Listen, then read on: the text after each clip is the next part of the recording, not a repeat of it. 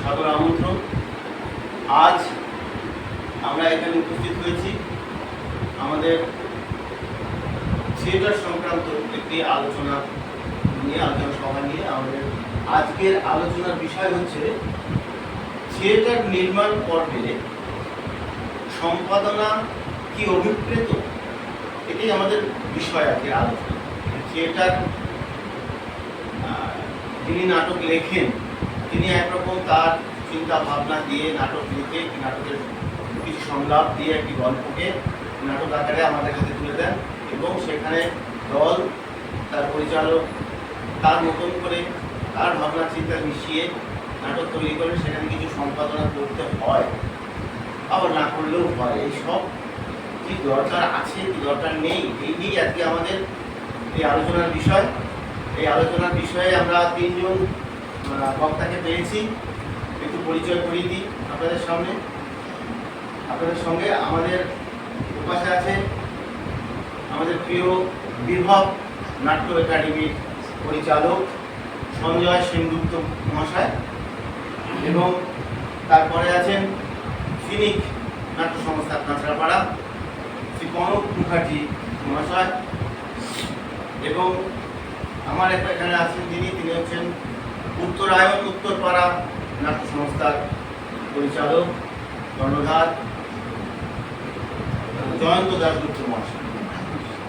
প্রথমে আমি সঞ্জয় দাকে আমাদের ওই পাশ থেকে আমরা রাধানগর দর্পণ কালচারাল অর্গানাইজেশনের পক্ষ থেকে একটু বরণ করে নিচ্ছেন আমাদের সংস্থার সভাপতি অসীম কুমার দত্ত মহাশয়।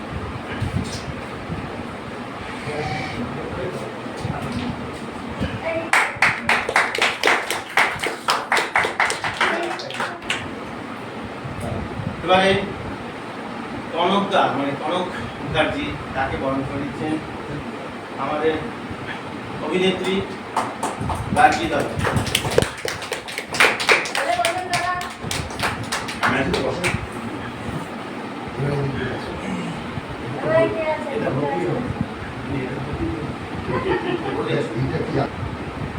আমাদের রাধানগর দর্পণ কালচারাল অর্গানাইজেশনের একজন সদস্য রানী চক্রবর্তী, উত্তরায়ণের শম্পা চক্রবর্তী, উত্তরায়ণের জয়ন্ত রায়ের হাতে তুলে দিলেন উত্তরীয় পরিয়ে তাকে সম্মান। আমাদের আরেকজন সদস্য রীতা দাস, আমাদের সংস্থার মেমেন্টো হাতে তুলে দিলেন।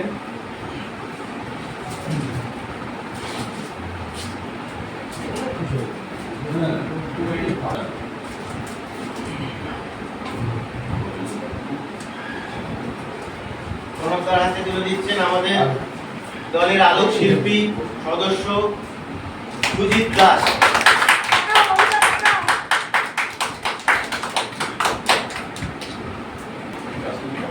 আমি কিশোর মৈত্র, রাধানগর দর্পণের একজন নাট্যকর্মী পরিচালক। জয়ন্তদার হাতে তুলে দিলাম আমাদের সংস্থার। এবার আমরা আলোচনা পর্বে চলে যাই। আলোচনার প্রথম বক্তা হিসাবে আমি বলবো বিভাব নাট্য একাডেমির সঞ্জয় দাকে, যে আমাদের আজকের বিষয় হচ্ছে থিয়েটার নির্মাণ পর্বে সম্পাদনা কি অভিপ্রেত, এই বিষয়ে আপনি আলোকপাত করুন। তারপরে আমাদের আরো বক্তারা আছেন, তারাও বলবেন।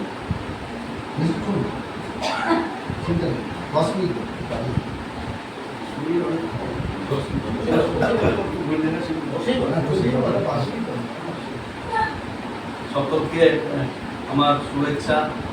আমাদের নববর্ষ আসছে, সেই জন্য সকলকে শুভেচ্ছা জানাই।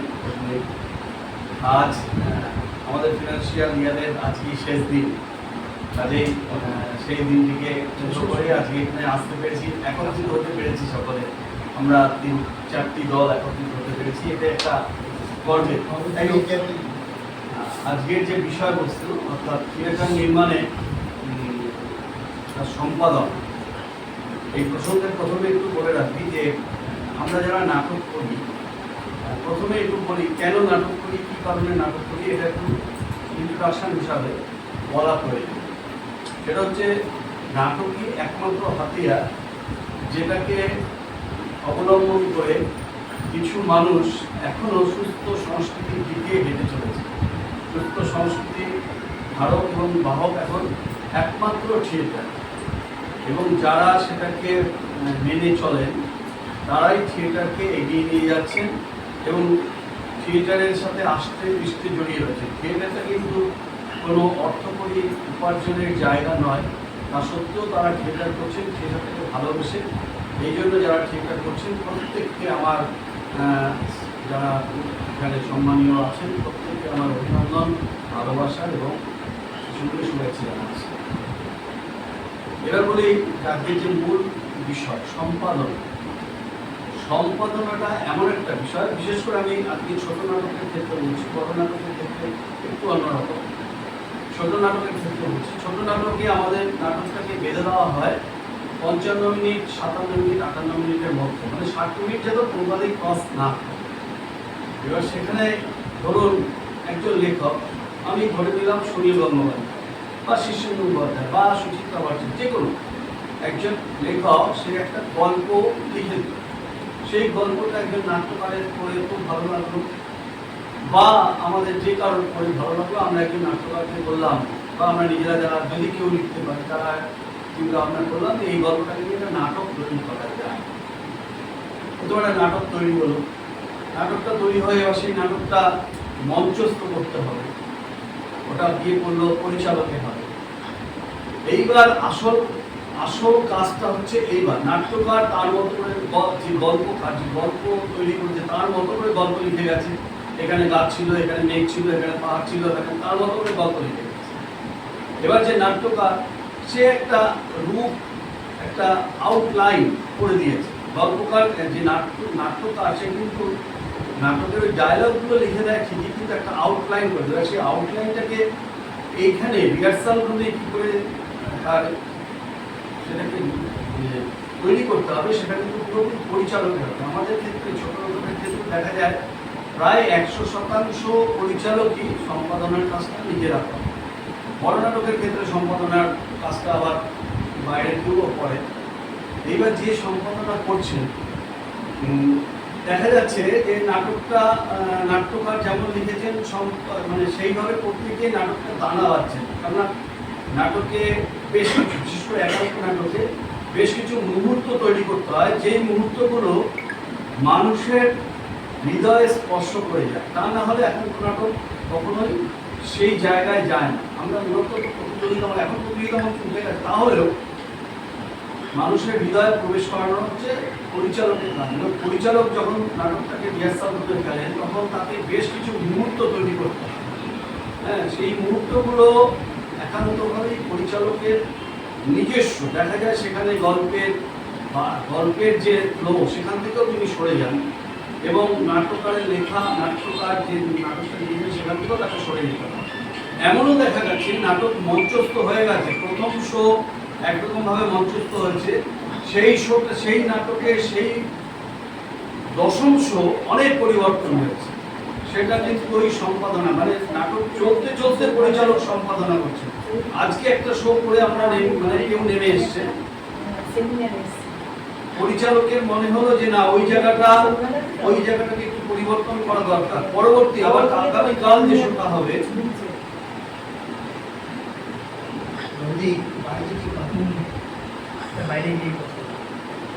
আগামীকাল যে শোটা হবে সেই শোয়ের আগে কিন্তু তিনি যারা অভিনয় করছেন তাদের বলে দিচ্ছেন এই জায়গাগুলো এই পরিবর্তন করে, এইগুলোই হচ্ছে সম্পাদনার কাজ। যেমন একটা যদি মূর্তি তৈরি করা হয়, যারা মূর্তি তৈরি করেন পালমশাইরা, তারা প্রথমে একটা ঠাকুর তৈরি করেন, সেই ঠাকুরটাকে সাজান কিন্তু যারা মালাকার, মানে যারা সোলার কাজ করেন বা যারা শাড়ি পরা বিভিন্ন ধরনের, তারা কিন্তু সেই মূর্তিটাকে সাজিয়ে দেয়। এখানে পরিচালক সম্পাদনার কাজটা করেন ঠিক সেইভাবে, যে নাটকটাকে সাজিয়ে নাটকের এই চড়াই উতরাইগুলোকে দর্শকের সামনে উপস্থিত করা, এটা পুরোপুরি সম্পাদনার কাজ, এবং সেই কাজটা করেন একজন পরিচালক। কাজেই আমাদের ছোট নাটকের ক্ষেত্রে পরিচালকের এই সম্পাদনার কাজটা ভীষণ অপরিহার্য। এটা যদি তিনি যতটা তিনি সার্থকভাবে করতে হবে, নাটকটা তত ভালো এগিয়ে যাবে এবং নাটকটা মানুষের মধ্যে, দর্শকের মধ্যে হৃদয়গ্রাহী হবে। এই প্রসঙ্গে একটা কথা বলি, আমরা যারা নাটক করি আমরা কিন্তু এটা কোনোভাবে কেউ নেবেন না, এটা আমি যার কাছে ইনিশিয়াস থেকে নাটকটা শিখেছি কিছুটা, বিভাস চক্রবর্তী, তার কাছ থেকে শোনা। আমরা যারা নাটক করি আমরা সব মিথ্যা কথা, আমরা কেউ সত্যি কথা বলি না। কেন বলছি এই কথা? সেটা হচ্ছে মঞ্চে আমরা যে কথা বলছি, ধরুন আজকে আমি শাহজাহান সেজে যে কথাগুলো বলছি সেগুলো সব মিথ্যা কথা। কালকে আমি হয়ে যাবো ওর অংশে, তার মানে কি আমি ওই চরিত্রটা, কিন্তু আমাকে ওর মতো করে সাজতে হচ্ছে। এই সাজাচ্ছেন কে? আমাকে পরিচালক সাজাচ্ছেন। পরিচালক নাটকটাকে এমনভাবে বেঁধে দিচ্ছেন যে আমাকে ওই জায়গায় ওই ডায়লগগুলো বলে আমাকে সম্রাট শাহজাহান হয়ে উঠতে হবে। যদি আমি উঠতে না পারি তাহলে আমি ফেল করে যাব, আর যদি উঠতে পারি, যতটা আমি উঠতে পারবো ততটা মার্কস আমি ক্যারি করবো। আমি 90 পাবো না 100 পাবো, কত পাবো, ওই পরিচালক আমাকে সম্পাদনার মধ্যে দিয়ে, আমার মুখ দিয়ে এমনভাবে তিনি বার করে নেবেন ওই ডায়লগগুলো, যে আমি মিথ্যাগুলোকে দর্শকের সামনে সত্যি করে দেবো। আমিও জানি আমি মিথ্যা বলছি, দর্শকও জানি এই লোকটা মিথ্যা কথা বলছে, কিন্তু দর্শক ওই সময় ওইখানে বসে ভাবছে আরে না সত্যি। এই বোঝানোর দায়িত্বটা পুরোপুরি অভিনেতার যেমন আছে, পাশাপাশি একজন পরিচালক তার সম্পাদনার মাধ্যমে এই কথাগুলো দর্শকের কাছে পৌঁছে দিচ্ছে। সম্পাদনার কাজটা ছোট নাটকের, বিশেষ করে ছোট নাটকের মধ্যে একটা মারাত্মক কাজ, এবং তার জন্য রাতের পর রাত পরিচালকের যে রাইটার যে লিখে দিচ্ছে নাটকটা, সে তো নাটকটা লিখছে হয়তো 7 দিন 10 দিন নাটকটা লিখে দিল, এইবার পরিচালকের রাতে ঘুম উঠে ওই নাটকটাকে কিভাবে সাজানো যাবে, কোথায় কোন অলঙ্কারটা লাগালে নাটকটা মনোগ্রাহী হবে, এটা সম্পূর্ণভাবে সম্পাদনার কাজ। আর এই সম্পাদনা ব্যতীত কোনো নাটক দাঁড়াতে পারে বলে আমি মনে করি।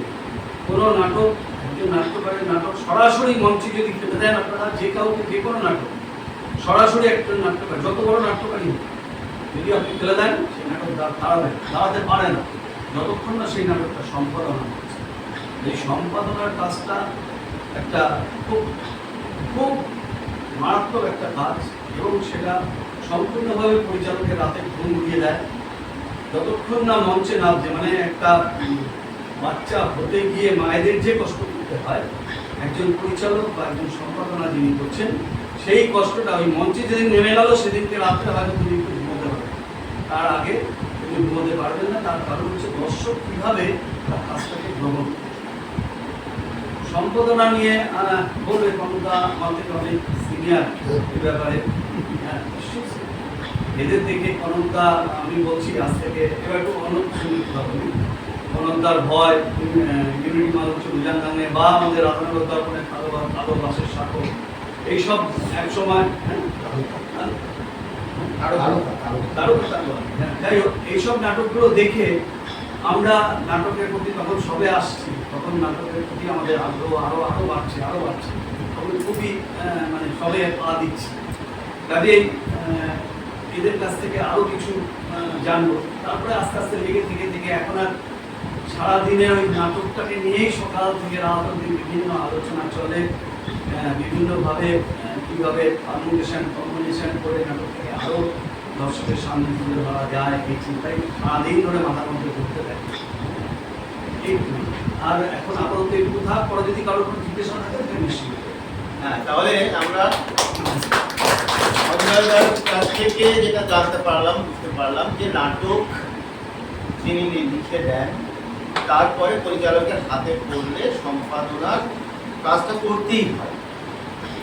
আর এমনও কোনো যারা নাটক লেখেন, নাটককার আছেন যারা বলেন যে আমি আমার ভাবনা চিন্তাগুলো দিয়ে আমি সংলাপ সাজিয়ে যখন একটা থিয়েটার, একটা নাটক আমি তৈরি করি, ভাবনা চিন্তাগুলো আমার দেওয়া, আমার জন্ম দেওয়া ভাবনা চিন্তাগুলো, ক্যারেক্টারগুলো তৈরি করা আমার, সেক্ষেত্রে তুমি কে আমার এই অংশ বাদ দিয়ে দেওয়া, বা তুমি কে এই অংশ এই নিয়ে তর্ক বিতর্ক অনেক আছে। তবুও আমরা সঞ্জয়দার কাছ থেকে জানলাম যে থিয়েটার করতে গেলে, ভালো থিয়েটার করতে গেলে সম্পাদনার কাজটা একটা পরিচালককে করতে হয়। আবার নাট্যকারদের দাবিও হয় যে সম্পাদনা করেই আমার এই নাটকটা দাঁড় করাতে পারেনি, আমার যা লেখা ছিল তাই সেটা করলেই হয়তো নাটকটা ভালো হতো। এই বিষয়গুলো আরও আলোকপাত করবেন আমাদের কাঁচাপাড়ার ফিনিক নাট্য সংস্থার কনক মুখার্জি। কনক, নমস্কার। পাশে বসে আছে সঞ্জয় জয়ন্তী এবং আপনারা যারা এখানে আছে সবাইকে অভিনন্দন। আসলে আমি মনে করি যিনি নাটকটা লিখলেন, আমি একদম সরাসরি বিষয়ে কথা, যিনি নাটকটা লিখলেন তিনি হলেন প্রথম বাবা, যিনি বাচ্চাটাকে জন্ম দেওয়ার বা মা যাই বলি জন্ম। এখন এইটা জন্ম দিল, এবার একদম মানুষ করতে হবে। এবার এই মানুষ করার জন্যে দরকার একটা নাটক লেখার একটা দল, এবং সেই দল এই নাটকটা মঞ্চস্থ করবে। এবং যে কোনো নাটক এখনো পর্যন্ত আমাদের ইয়েতে সাহিত্যের স্বীকৃতি পায়নি। সেইভাবে সাহিত্যের যেভাবে নাটকের বই, একটা কেউ গল্পকার গল্প লিখলো যেভাবে বিক্রি হয়, কবিতার বই বিক্রি হয়, নাটকের বই নাটক সাহিত্য হিসেবে এখনো মানুষের মধ্যে প্রতিষ্ঠা পায়নি বা সেইভাবে তার বিক্রি হয়নি। নাটকের বই, নাটকের লোকেরাই নাটকের বই। সাধারণ মানুষ যেমন ওটা উপন্যাস পড়ে, একটা গল্প পড়ে, কবিতা পড়ে, কিন্তু নাটকের বই নাটকের ছেলেরাই পড়ে নাটক করার জন্য। তাহলে প্রথম শর্ত হচ্ছে কেউ যদি নাটক লেখে তাহলে সেই নাটকটা মঞ্চস্থ হওয়াটা হচ্ছে প্রত্যেকটা নাট্যকারের স্বপ্ন, তবেই তার সার্থকতা। যেহেতু এটা সাহিত্যগতভাবে এখনো স্বীকৃত হয়, হবে সেভাবে হয় না, কারো বিক্রি হয়, তাহলে নাট্যকারের স্বপ্নটাকে না প্রযোজনা করার জন্য এইবার দরকার দল যখন নাটকটা নিল তারপরে হচ্ছে পরিচালনা। থিয়েটার হচ্ছে আমি মনে করি একদম ডিরেক্টোরিয়াল। এটা হচ্ছে একটা নাটক ভালো হলে তার দায় পরিচালকের, খারাপ হলেও তার দায়ও পরিচালক। কিন্তু আমাদের এখানে এরকম হয় না যে ভালো হলে অভিনেতাদের সব পরিশ্রম নিয়ে চলে যাবে, আর খারাপ হলে তার দায় পড়বে নাট্যকারও পরিচালকের খালি যাবে। এরকম না, টোটালটাই হচ্ছে পরিচালক, থিয়েটারটাই পরিচালক। এখন এইবার আমাদের একটা নাটক আমাদের দেওয়া হয়, আর সম্পাদনা প্রথম কথা, সম্পাদনা শুধু নাটকে না, ফিল্মের একটা ফিল্ম, ভালো ফিল্ম, সে সত্যজিৎ রায় থেকে শুরু করে ঋত্বিক ঘটক, মৃণাল সেন, সম্পাদনাটা হচ্ছে ফিল্মেও একটা ভাইটাল বৃহত্তর পার্ট যে ভালো সিনেমা হওয়ার ক্ষেত্রে। এই আমরা দেখি তো সিনেমা যা দেখছেন, সিনেমার কথা বলি যে কিরকম উচ্চ পাঠটা, কিন্তু আপনি দেখবেন সত্যজিৎ রায় সম্পাদনা দেখলে বোঝা যায় যে কী সম্পাদনার উপরে একটা ফিল্ম দাঁড়িয়ে থাকে ভালো। সম্পাদনা হচ্ছে যে কোনো শিল্পে, আমাদের ভিজুয়াল আর্ট বলুন বা ফিল্ম বলুন, সম্পাদনাটা হচ্ছে একটা ভাইটাল। ঠিকঠাক সম্পাদনা না হলে কোনো প্রযোজনা দাঁড়াবে। এখন কথা হচ্ছে নাট্যকার নাটক লিখে দিলে, একটা নাট্যকার যখন নাটক লেখে সে তো তার আবেগ থেকে অনেক কিছু লিখে, একটা আজকের পরিস্থিতি নিয়ে একটা নাটক কোনো নাট্যকার লিখে সে অনেক কিছু দেখছে, কিন্তু অনেক কিছু বলে লিখে হবে। এবার আমার হাতে বা যে পরিচালক তার হাতে, সে তো ওটা প্রযোজনা করার জন্য তাকে তো কতগুলো বাইন্ডিংসের মধ্যে বাঁধতে হবে।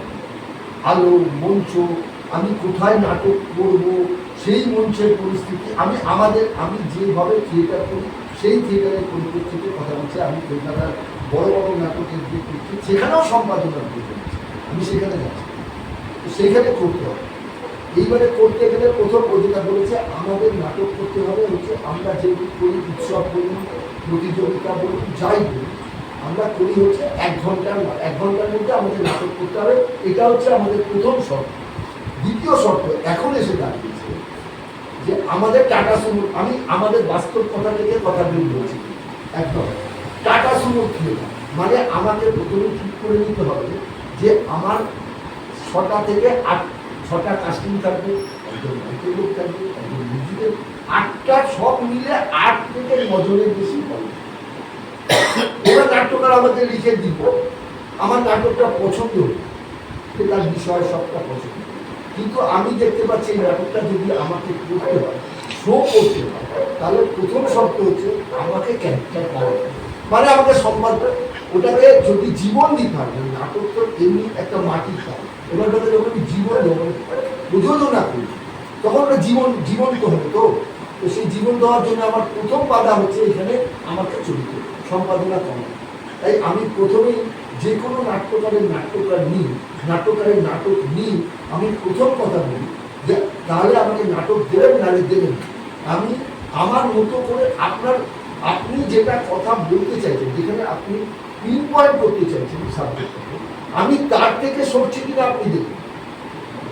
আপনি যে কথাটা বলতে চাইছেন, আজকে এই অব্যবস্থা, তার বিরুদ্ধে আপনি কথা বলতে চেয়েছেন, আজকে এই দুর্নীতি অমুক তার বিরুদ্ধে কথা, গুন্ডারা অমুক কথা বলতে, আমি আপনার এই বলাটাকে আমি আরো ধারালো করতে পারছি কি, বা এটা থেকে আমি সরে যাচ্ছি, সেইটা আপনার দেখাবে, আপনি দেখুন। আমি সেইভাবে প্রযোজনাটা করতে পারছি, আর সেটা করতে গেলে আমাকে অবশ্যই যখন আমি যখন প্রোডাকশন করতে গেলে যে নাটক অবস্থায় আমাদের কাছে নাট্যকারের কাছ থেকে আমাদের কাছে আসে, সেটা কখনোই প্রযোজনা হতে পারে। কারণ নাট্যকার তো প্রযোজনা, এখন যদি কোনো নাট্যকার নিজে অভিনেতা পরিচালক হন, নিজে অভিনেতা হন, তাহলে তার মধ্যে একটা প্রযোজনার ছাপ থাকতে পারে, করতে পারে। পরিচালক সত্তা কাজ করে তার হলেও আমি এটা পরে আসতে নাট্যকার যদি পরিচালক হয় না, একটু কিছু ক্ষেত্রে অন্তরায় কাজ করার ক্ষেত্রে অন্তরায় হয়। কারণ নাটকটাও তার সৃষ্টি, সে প্রত্যেকটা ডায়লগ লিখেছে, তার কিন্তু কোনো জায়গায় কাটতে তার কিন্তু বুকে বাঁধবে। কিন্তু আমি যখন নাট্যকার নিই, আমি পরিচালক, আমার কিন্তু কাটতে ওটা, আমি তো প্রযোজনার কথাটা ভাবি যে আমি এইটাকে এইভাবে উপস্থাপনা করি, এবং সেইটা করতে গেলে আমাকে এইগুলো কাটতেই হবে। কিন্তু নাট্যকার নিজে যদি পরিচালক হয়, তাহলে সমস্যা তৈরি হয় অনেক ক্ষেত্রে, সেটা অন্য প্রশ্ন। কিন্তু নাটক করতে গেলে সম্পাদনা যদি ঠিক না হয়, তাহলে সেই নাটক দাঁড়ায়। তখন কলমটা পশ্চিমবাংলার অন্যতম নাট্য দল, এবং ভালো সব নাটক প্রযোজনা করেছে। কীভাবে সঞ্জয় দা হয়েছে, সঞ্জয় দা ভালো নাটক করেন পশ্চিমবাংলার, এবং প্রচুর শো ভালো নাটক না করলে শো হয়, ওটাতে যে এই কথাই বলুন, প্রচুর শো করেন। কিন্তু আর পরিচালনার যে বয়স আমার, সেটাও মাত্র 3 বছর। এই পরিচালক হিসাবে অনেক কিছু দেখবার আমার সুযোগ পাইনি, বা ফুটিয়ে তোলবার সময় হয়ে ওঠে। কিন্তু এর মুহূর্তে একটা কথা যেটা কনকদা বলবো, একটা বলি যে নাটকের ওই বিক্রি কম হয়, নাটক লেখে মানুষ, নামী লোকেরা নয়, মানে নাটকের লোক লেখে, অন্য সাহিত্যের যারা লোক, তারা উপন্যাস লিখছে, গল্প লিখছে। গাঙ্গুলি আমাদের সাধারণ সব উপন্যাস, সাধারণ ছোট গল্প, কবিতা লিখছে, ওই জীবনে নাটকও লিখছে, মাপে রাজা সে নাটকটা সৌভাগ্য মাপে। নাটকটা লেখার পর উনি বুঝেছেন যে আমি এত দামি উপন্যাস লিখলাম, কবিতা লিখলাম, যেহেতু বিদ হয়েছে তাই আমি বুঝেছি, এবং সেগুলো মানুষ নিয়েছে। কিন্তু লিখতে গিয়ে দেখলাম নাটক লেখাই সবচেয়ে কঠিন কাজ। তাই আমি নাটকটা আর লিখলাম না, ওই একটি নাটক লিখেছি, উনি নিজেও অভিনয় করেছেন, আমার ওয়াইফ করেছিলেন, নিজেই করেছিলেন। আমরাও নাটকটা করেছিলাম, এখন অনেকগুলো কাজ করেছে, অন্য নাটক করা হয়ে উঠল না, তখন আমি অন্য ধরনের নাটক করি। তাই ওই কথা বললাম যে নাটক লেখা কিন্তু সাহিত্যের সবচেয়ে কঠিন কাজ। নাট্যকার এখানে কেউ নেই, তাদের পড়াশোনা। এই যে সম্পাদনার কথা বলা হচ্ছে, সম্পাদনায় কিন্তু দুটো বিষয় আছে। এক হচ্ছে একটা পূর্ণাঙ্গ নাটক, আপনি ছোট নাটক করতে চান, যিনি লিখেছেন তিনি বেঁচে নেই, আপনাকে নিজেকেই করে দিতে হবে। যদি বেঁচে থাকেন, উনি উপস্থিত থাকেন, তাহলে তাকেই অনুমতি নিয়ে খানিকটা বলে করে নেওয়া মনে হয় আমার অনুমতি। আর ছোট নাটকের ক্ষেত্রে বা সময় পুরোটাই পড়বো, ওই সময় করে নাটক পুরোগুলো। আমি সেদিন একটা নাটক দেখলাম, বিসর্জন নাটক। কিছু পরিচালক মনে করে বা ছেলেরা মনে করে রবীন্দ্রনাথ সম্পূর্ণ লিখে উঠতে পারেন, কিছুটা বাকি রয়ে গেছে, যেটা আমি লিখে দিলে সম্পূর্ণ হবে। এই যে ভাবনাটা পরিচালকের কাজ করে কম বয়সী ছেলে মেয়েদের, আর ডিজাইন সর্বস্ব থিয়েটার করবার যে ভাবনাটা রয়েছে মাথায়, যে ডিজাইনটা ভাবা আছে, স্ক্রিপ্ট থাকুক না থাকুক, সেইটা ইমপ্লিমেন্ট করতে হবে। সে যে নাটকই করবে, তার আলোর পরিকল্পনা তৈরি করে, আলোর ছেলেদের খুব এখন চলে এসে বলি আর খুব কমাতে রাখবে তার আরও জাগলেন। তার কারণ অভিনেত্রী অভিনেতা কম, গার্গিদি যে রেঞ্জের অভিনয় করে এখনকার ছেলেমেয়েদের সেই নিষ্ঠাও নেই, ইচ্ছেও নেই, করেনি, তারা জাগলারিতে ব্যস্ত। তারপরে সাহিত্যের যে জোর নাটকে, সেই জোরটা আস্তে আস্তে কমে যাচ্ছে, আলো এইসব বেশি ব্যবহার হচ্ছে।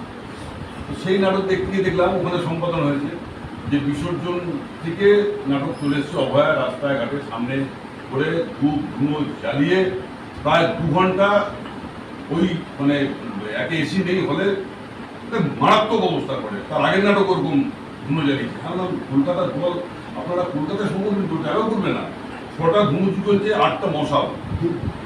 হ্যাঁ, সেই নাটকে ব্যবহার হচ্ছে বিসর্জনে করছে। এবার ডাকঘরে অমল কি বলতে চাইলো, রবীন্দ্রনাথ বলেছেন যথেষ্ট আস্থা না রেখে কেউ কেউ না আজকে অমল হলে কি ভাবতো, তাহলে এগুলি তিনি নিজেই লিখেছেন। তার উপর আস্থা রাখুন, যিনি লিখেছেন। কৌশিক সেনের একটা নাটক দেখে অঞ্জন দত্ত বলেছিলেন, রিভিউ করছিলাম, আমার নাটকটা দেখার নামও যেহেতু আলোচনা করতে তাই যে কৌশিকবাবু আপনি শেক্সপিয়ারে আস্থা রাখুন, মানে সব আছে, নতুন করে আপনাকে আর সেই অ্যাড করে দিতে হবে। আর পরিচালনার ক্ষেত্রে যে সম্পাদনার কথা হচ্ছে সেটা অন্য কথা বলছি, কিন্তু নাটকটাকেই যা যা লেখা আছে তারপর আরও যুক্ত করে সহজ করে, দর্শক বুঝতে পারবে না, আমি ধরে নিলাম দর্শক মোটা মাথা, আমাকে আরো সহজ করে বলে দেবে, শিল্পের সেটা শর্ত না, শিল্পের আঙ্গিকটাই যথেষ্ট। গুতা করে বলতে গেলেই নষ্ট হয়ে যায়, তখন ভালো লাগাটা শিল্পের সেটা শর্ত নয়। কিন্তু কিছু কিছু ক্ষেত্রে করে জোর করে কিছু কিছু লেখা লেখে আমাদের যেমন ছোট নাটক, আমরা ছোট নাটকের মানে আমাদের পাড়ার নাটক যারা সুযোগ্য নাটক করা রয়েছে তাদের নাটক যখন করি তখন করতে হতে পারে কিছুটা আমার নাটকের দলের এই দরকার, একটুখানি এটা মনে হচ্ছে ভালো লাগে, কিন্তু আলোচনা করে নিয়ে আমার মনে তাকেও মর্যাদা দেওয়া উচিত। নিজে নিজে নিয়ে সে যদি পড়ে আছে আমাকে যে নিলাম তা না, তিনি যখন পড়ে আমাকে নাটকটা দিয়েছেন, যেদিন পড়ছেন সেদিনই যদি খানিকটা তাকে ইঙ্গিত দিয়ে দেওয়া যায়, বা আবার খানিকটা পড়ার পর একবার পড়ায় তো সম্পূর্ণ ছবিটা পরিচালকের কাছে বেশি হবে না, আবার সে 2-3 বার পড়ে নিজে বাড়ি থেকে একবার পড়ে যখন তাদের ছবি তৈরি হলো মনে হলো হয়তো এই জায়গাটা একটু মনে ভালো হতো, ওনার সঙ্গে একটু আলোচনা করে করাটাই আমার মনে হয়। তার কারণ তিনি লিখেছেন, তার একটা ভাবনা আছে, তিনি একটা দিয়েছেন, সেটা আমার পছন্দ হয়েছে বলেই তো আমি করছি। পছন্দ যখন হয়েছে তখন তাকে সেই মর্যাদা দিতে হবে যে আমাকে যেন সে সেই সুযোগটা দেয়। আমি এখন নাটক এই রংপুরের খেলাঘর করছি, নাটক কিন্তু আমার তো 2 ঘন্টা নাটক আমি পাবো না, আমাকে করতে হয়েছে। কিন্তু কোনো জায়গায় আমার সংলাপ ঢোকানো হয়নি, মানে আমি লিখিনি, সেই কাজটা করা অন্যায়। ছোট করে দিয়েছি কিছু কিছু, যাতে মূল ব্যাপারটা ওনার থাকে সব ঠিকঠাক এবং সময়টা যাতে কিছুটা কমে যায়, এইটা করেছি। বাদবাকি কোনো সংলাপ তাতে যুক্ত হয় না। এবার আমাদের একটা নাটক দহনকাল করেছে, যিনি সবচেয়ে বেশি শো করেছেন তিনি নাটকটা পাল্টে নিয়েছেন নিজের মতো করে, আমি যেটা পেয়েছি অরিন্দম সিংহ সেটাই করেছি। এবং সেটা করার পর যিনি পাল্টেছেন তিনি বলছেন যে তুই আমার ওনাকে ভালো লাগে, কিন্তু আমি নাটকটা চেঞ্জ করে নিজের মতো করে দিচ্ছি। না না, আপনি আপনার মতো করে চেঞ্জ করে, তাই আমি করছি আমার মতো নিজে লিখতে। আর সুন্দর করে লেখা নাটক একটা করি, তাতে একটা জায়গা আছে আমাকে একটা খালি বদলাতে হয়েছিল, যে সেটা আমি ওনার মানে মানুষের নেওয়াতে উনি খুশি হননি। তবে ঠিক আছে করো, তুমি যখন বলছো করো, কিন্তু করার পর বাকিগুলো বলছেন এটি ঠিক হয়েছে। মানুষের ঠিক হঠাৎ একটা চরিত্র মানুষ একরকমভাবে নিচে আসা চলছে দীর্ঘদিন ধরে, হঠাৎ নাটকের শেষে এসে মানুষ সব বদলে গেল, না আমি ভালো নাটকে পজিটিভ দিক দেখাতে হবে বলবো, আমি সেটা রাখিনি। মানুষটা যেরকম ছিল সেরকমই আছে মানুষ। কেন এটা আমার জীবনের অভিজ্ঞতা দিয়ে দেখা যে মানুষ যেরকম কত মানে এতেও ভালো মানুষ যে শত কষ্ট সে পাল্টায় না, আর যে খারাপ মানুষ শত কষ্টও তার বদমাসি যায় না, আমি জীবন দিয়ে দেখি। তাই মানুষটাকে ওইভাবে রাখা। সম্প্রতি একটা ছোট নাটক দেখলাম, নাটকের দলের নাম বলছি না, রেকর্ডিং হচ্ছে আবার নাট্যকার লিখে দিয়েছে একটা বাচ্চা মেয়ে সবসময় সত্যি কথা বলে বেড়ায়, বাবা মা অপ্রস্তুতে পড়ে, তার বস আসবে, বসের নামে যে বদনাম করে বাবা মা সেটা বলে দেয়, এইসব করে বেড়ায় মেয়েটা। তারপরে খুব তার অপ্রস্তুত করেছে, দাদু ছবিতে রয়েছে, দাদু তার সঙ্গে দেখা করে এসে কথা বলে, দাদু জানায়। সেই নাটকটা হতে হতে হঠাৎ বাচ্চাটা হতাশ হয়ে গিয়ে বাবা বুকে বলে সুইসাইড করে, ভালো ভালো কথা বলে যাচ্ছিল সুইসাইড করে। সুইসাইড করে ফেললো। তারপর আবার বাচ্চা ওদের হলো, জন্ম নিয়েছে, আবার কালো ইয়ে করা আছে তারা। এবার কি করে মানুষ বুঝে হঠাৎ কালো ইয়ে করছে সম্পর্ক, আলাদা করে এটাকে জিজ্ঞেস করা হলো, কালো চশমা ওরা এখনো ওই জগতেই আছে। এইবার চশমাটা খুলে এই জগতে ঢুকলো এবং এই যে নতুন মেয়েটা জন্ম নিল তার কথা শুনে চলবে বলে ওরা ঠিক করে। আমি যিনি লিখেছেন তাকে বললাম প্রথম ওরা লেখাই নি, এবং যেখানে পড়েছেন একটা রিপার্কেশন হয়েছে যে এত সুন্দর মেয়ে এত ভালো ভালো কথা বলে তাকে সুযোগ করতে হলো, তো নেগেটিভ অ্যাপ্রোচ। তখন বললাম ওনাকে, আমি বললেন যে না আমি লিখিনি, তো আমি লিখেছি দাদু এমন কি কোনো জায়গা নেই যেখানে মিথ্যে কথা না বলে হবে, কিন্তু না বড়রা সব বলে, তাহলে আমি তাও ইয়ে কোনোদিন আর বড় হবো না, আমি ছোটই থাকতে চাই, আমি আর বড় হতে চাই না। সুন্দর নাটকটা শেষ করেছে, সেখানে তোমার পরিচালনার বলে কীভাবে ওটাকে আরও নাটকীয় করে তুলবে সেটা, কিন্তু বদলে দিলে এটা তো পুরো বদলে গেল। বদলে দিলে এইটা অভিপ্রেত না, এই কাজটা যারা করে তারা অন্যায় করে, আর যদি করেও তাকে আমার মনে হয় যে নাট্যকারের অনুমতি দেওয়া প্রয়োজন। আর আমার এই নাটকের অভিজ্ঞতা খুব কম, এই এত গুণী মানুষের সঙ্গে বসেছি, এটি আমি ধন্য। আপনারা দেখেছেন যেটুকু আমি নাটক করতে করতে যেটুকু অভিজ্ঞতা, সেই অভিজ্ঞতা থেকে এই কথাগুলো বললাম। সম্পাদন নিশ্চয়ই জলদি করতে হয়, সম্পাদন নাটকীয় করে তুলতে জায়গায়, কিন্তু তার জন্য নিজেকে না লিখেও ওনার সহযোগিতা নিয়ে বা কিছু মুহূর্ত তৈরি করেও এটা করে ওঠা যায়। কিন্তু খুব বড় নাটক আর যেগুলো ক্লাসিক নাটক সেগুলোকে খুব কাটাছাড়া না করেই ভালো মনে করা। ছোটো করা যেতে পারে, আমার সবাই করছে না, কিছুটা করে দিলাম একই রেখে ভাবনা রেখে, কিন্তু সেখানে আমার নতুন সংলাপ নতুন লেখা দিয়ে দিলাম ক্লাসিক নাটক বলে, এটা করা উচিত নয় বলে আমার মনে হয়। আমাদের যারা নাটককার আছে এখানকার, মানে আমাদের যারা অবশ্যই নাটক লিখে দেন উনি অংশ তাদের নাটক এগুলো করতেই হয় পরিচালকদের, তাদের অনুমতি নিয়ে, আর অনুমতি না দিলে একটু কিছু দিয়ে করে নিতে হবে নাটকের স্বার্থে, নাটক ভালো করার জন্য। তারপর দেখিয়ে ওনাকে কনফিডেন্সে নিয়ে আসতে হবে যে নাটকটা দেখে দেখুন এই জায়গাটা বললাম কেমন হলো আপনার, সে তখন বলবে ভালো হলে নিশ্চিত সে বলবে, কারণ সেও তো চায় তার নাটকটা জীবন্ত হোক, আরো ভালো হোক, প্রশংসা পাক, এটুকুই বলবার। সম্পাদনা কি হতে পারে? আপনারা যদি কেউ রক্তকরণ তো আপনাদের সবার পরে 2.5 ঘন্টার নাটক, 2.5 ঘন্টার নাটক বাদল সরকার এটাকে সম্পাদনা করেছে, এবং পথসেনা আমাদের কাছাপাড়ার পথসেনা রক্তকরণী করে স্টেজে নয়, অঙ্গন মঞ্চে। এবং আপনি যদি ওই রক্তকরণী যদি না দেখে থাকেন তার একটা মিস, যেখানে সুযোগ পাবেন দেখে নেবেন যে সম্পাদনা কি হতে পারে। 2.5 ঘন্টার নাটকে 1 ঘন্টা 10 মিনিটে নিয়ে এসেছেন বাদলবাবু, এবং আপনার নাটকটা দেখতে দেখতে কোনো জায়গায় মনে হবে না যে কোনো জায়গাটা বাদ আছে। এবং এটা তখনও শর্ত কিন্তু যায়নি, যখন বাদলবাবুকে এটা বাদলবাবু সম্পাদনা করেছিলেন তখন কিন্তু বিশ্বনাথের শর্ত ছিল, কিন্তু বাদলবাবুকে ওরা পারমিশন দিয়েছিল ওটাকে সম্পাদনা করা স্পেশাল। এবং সম্পাদনা কি হতে পারে ওইটা দেখতে হবে।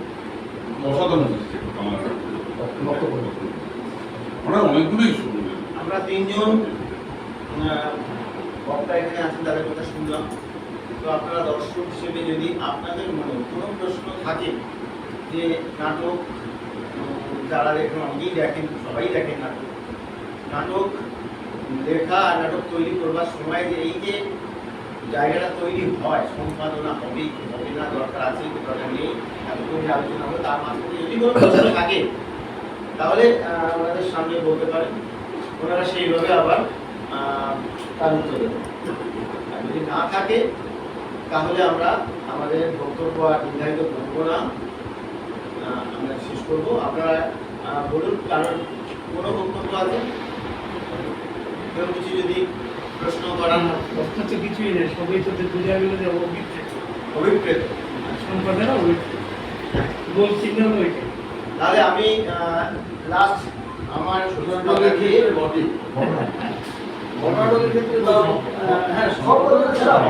স্বয়ং রবীন্দ্রনাথ নিজেই তার সম্পাদনা করেছে, তার নিজেই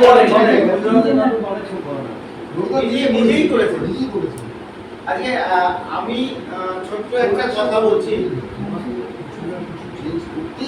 ছোট্ট একটা কথা বলি। যখন আমরা শুরু করি তখন নাট্যকাররা তো আমাদের চেনেন না খুব একটা। আগে সবাই বলে তোমরা কি করো, ভজন করো, কি করো, সেগুলি আমার তো দেখতে হবে, কেমন করো না করো। তা আমরা যখন দু একটা মঞ্চ করে ফেললাম, ভালোবাসার সাঁকু, চরিত্রের লজ্জা হলো, এই সমস্ত প্রোডাকশনগুলো যখন হয়ে গেল, তারপর আমরা পেলাম আমাদের একজন কলকাতার লোক হয়েও বিভিন্ন জায়গায় তার নাটক হয়, যে সৌমিত্র বসু, যারা অনেকেই হয়তো নাম শুনেছে। তার কাছে আমরা গেলাম নাটক মানে চাইতে। তখন তিনি তার একটা বই দিল, যে আমি তো ওরকমভাবে নাটক দিতে দেই না, আমার বই আছে, বিভিন্ন জায়গায় বই বিক্রি হয়, বই দেখো, বই দেখে পড়ে তোমরা যেটা পছন্দ হয় করো না। আমরা একটা বই ওনার কাছ থেকে নিলাম, নিয়ে পড়তে পড়তে আমাদের মনে তখন তারকা নাটকটা বেশ ভালো লাগলো, কিন্তু 15 জন ক্যারেক্টার, আর সেই মুহূর্তে আমাদের দলে একটি মেয়ে এবং 4টি ছেলে, এর বাইরে আর 1% নেই। আর আমাদের আলোক বাবু করে সে অভিনয় করবে না, আমরা তারকা তাহলে করবো কি করবো? তার কথা বলতে পারেন 15টা ক্যারেক্টার, 10টা ক্যারেক্টারকে বাদ দিতে হবে আমাকে, কিন্তু সংলাপ যা আছে সেগুলোকে আবার বাদ দিলে তো 10টা ক্যারেক্টারের যদি বাদ চলে যায় তাহলে বলবো কি করতে? আমার তখন মাথা দিয়ে আমাদেরকে বাদ করতে হয়েছে যে তাহলে সংলাপ থাকবে, ক্যারেক্টার হাঁটাতে হবে, তুমি কি করে করবো? তখন নাটকের ফর্ম, নাটকের প্যাটার্ন চেঞ্জ করতে হয়ে গেল। ওই একটি মানুষ 4টে করে অভিনয় করছে, 4টে ক্যারেক্টারের অভিনয় করছে, তার ফর্মটাই আলাদা। সেই ফর্মে যখন বাঁধলাম নাটকটাকে, তখন কিন্তু আমি আগেই করে ফেলিনি, তারপরে সৌমিত্রবাবুর সঙ্গে আমরা আলোচনা করলাম যে আমরা এখন এই নাটকটাকে এই ফরম্যাটে ফেলে এইভাবে করতে চাই, আপনি কি বলেন? এবং উনি অনেকক্ষণ দিদি কথা বলেছিলেন, অনেকক্ষণ উনি ফোনে চুপ করে থেকে বললেন যে জানি না তোরা কীভাবে করবি, বলছিস 5 জনে করবি, জানি না কীভাবে করবি, আমার মুক্তি পেলে তোরা করবে। এই যে একটা নাট্যকারের যে একটা নাট্যকারদেরও একটা সহযোগিতা থাকা উচিত, যে হ্যাঁ ভাই তুমি নাটকটা নিয়ে ভাবছো যখন, আমার নাটকটা বিকৃত করে দিও না আমার নাটকটাকে, কিন্তু তুমিও তোমার মতন করে ভাবো, ভেবে শেয়ার যদি করা হয় সে সবচেয়ে ভালো, দুজনের সঙ্গে দুজনে আলোচনা করে কথা বলে। সেই নাটকটি আমরা করলাম। একজন সমালোচনা লিখছিলেন রঞ্জন গঙ্গোপাধ্যায়, তিনি বলছেন যে নাটকটা তো ভালোই হচ্ছে, এইবার ভাবছি গাড়ি ঘুরিয়ে দেখবো এত বড় বড় দাঁত তারকার, এত বড় কান লাগিয়েছে, ওইখানেই কিশোর নাটকটাকে একদম বরবাদ করে দিয়েছে, যে রাক্ষস তারকা রাক্ষসী সাজিয়ে দিয়েছে বা কিছু, কিন্তু নাটকের মধ্যে তা নেই। তারকা করে আমাদের যা উপলব্ধি হয়েছে সেটাকে বুঝেছি যে ওই রাক্ষস বলে কিছু না। সেই সময় নিচু জাত উঁচু জাত ব্রাহ্মণ তাদের লড়াই, সেখানে তাদেরকে এক ঘরে করে রেখে দেওয়া হয়েছে, রাক্ষস হিসাবে বলে উপাধি দিয়ে এক ঘরে করে রেখে, তার জল পাবে না, ইয়ে পাবে না, সেই তার লড়াই। সেখানে আমি কেন কুলোর মতন কাঁত রামায়ণের রাক্ষসকে তুলে নিয়ে আমি আমার ভেবে খুশি হই যখন হলো। তারপরে এই নাটকটি আমরা একাডেমিও পেলাম পশ্চিমবঙ্গ সরকারের। সেই বলছি যে নাটক সম্পাদনা জরুরি, 3 জনের কাছ থেকেই আমরা পেলাম, এবং নাট্যকারদেরও সহযোগিতা থাকা দরকার, যে একটু রিল্যাক্সেশন দেওয়া দরকার। অনেক নাট্যকার দেয়নি না, বলে দেন যে আমার নাটক করবে ভাই, একটা লাইনও কাটতে পারবে, আমরা করি না তার নাটক। একটা ছোট্ট উদাহরণ দিয়ে আমি আমার আজকের এই অনুষ্ঠান শেষ করব। আমি একটা নাটকের কথা বলি, যে নাটকের নাম বা কি বলছিলাম, একটা সিচুয়েশন তৈরি হচ্ছে। একটি মেয়ে, তার দাদা পঙ্গু, তার হঠাৎ করে স্ট্রোক হয়, মেয়েটি তার হাজব্যান্ড ছেড়ে চলে গেছে, ডিভোর্সের চিঠি চলে এসছে বাড়িতে, এইরকম মানসিক অবস্থা। এই অবস্থায় দাদা হাসপাতালে ভর্তি। সেই সময় তার কিছু উপলব্ধির কথা নাটকের অনেক সংলাপে, এতটা বড় সংলাপ রয়েছে নাটকের মধ্যে, সে একা একা বলবে বলছে মনোলগের মতো। সেইখানটায় আমি একজন পরিচালক হিসেবে আমার মনে হচ্ছিল এই সংলাপগুলো খুব জরুরি নেই, রবীন্দ্রনাথই অনেক বড় সংলাপ দিতে পারবে এই জায়গাটা। তো একটা জানলার পাশে দাঁড়িয়ে একটা আলোয় ধরে সে শুরু বলছে, যে রাতে মোর দুয়ার গুলি আলো ঝরে, জানি নাই তো তুমি এলে আমার দ্বারে। যে এই গানটার দেওয়াতেই আমার মনে হয় তার সমস্ত কথা ওই জায়গাটায় অভিনয়ের মধ্যে দিয়ে বেরিয়ে চলে এলো। ওই সংলাপগুলোরা প্রয়োজন পাই। আর আমার মনে হয় দর্শক সেভাবেই নিয়েছে নাটকটাকে এবং তাদের বুঝতে এতটুকু অসুবিধা হয়নি। নাট্যকারও অ্যাপ্রিসিয়েট করেছেন যে হ্যাঁ প্রয়োজন ছিল না। আর তিনি যখন লিখতে বসেন তিনি তার মাথার স্বপ্নগুলোকে সংলাপে দিতে থাকেন। কিন্তু যখন এই পরিচালক প্রযোজনাটা মঞ্চায়ন করবেন তখন তার অনেক ছবি ভাবতে হয়, জীবন্ত ক্যারেক্টারটাকে মঞ্চের সামনে দেখাতে হয়, তখন তার উপলব্ধি একটা অন্য হয়। আমার মনে হয় সত্যি সত্যি প্রযোজনা তৈরির সময় সম্পাদনার প্রয়োজন আছে। নমস্কার, ভালো লাগলো আপনারা